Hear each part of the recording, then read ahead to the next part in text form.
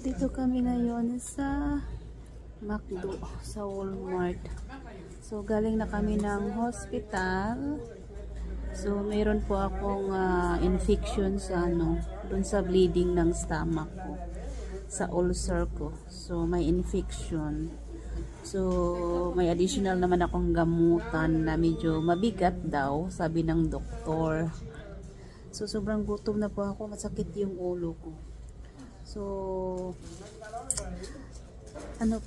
babalikan pa namin yung gamot. Kasi 2 hours pa yung gamot ipakuha sa amin.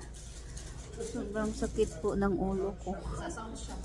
So, andun yung anak ko. Nag-order ng pagkain namin. So, libre ng anak ko yung kain namin ngayon. So, hindi ako kumain kanina.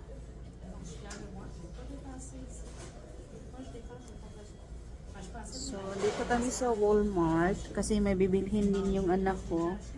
Tapos, after 2 hours, balik kami sa pharmacy para kunin yung gamot. What?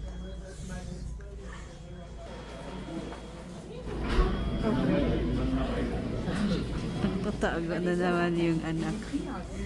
So, yan. Sakit po ng ulo ko. Bumili ako ng Tylenol kasi inom ako ng gamot after kumain. So, yan. Babalik kami mamaya.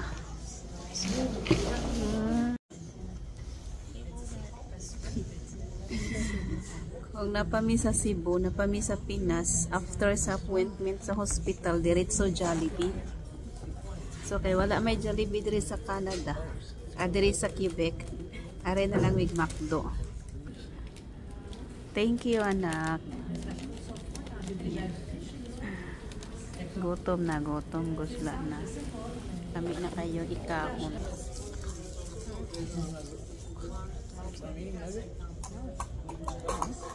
Why you have that wanted to know?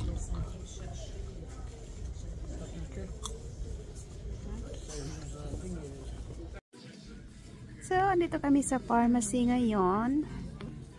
Pero hindi pa tapos yung hindi pa tapos yung gamot ko. So, more than 2 hours na po kami. So, hintayin pa namin in 10 minutes.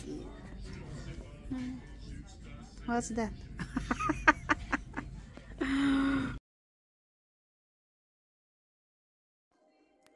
So, ayan, nakauwi na po tayo ng bahay.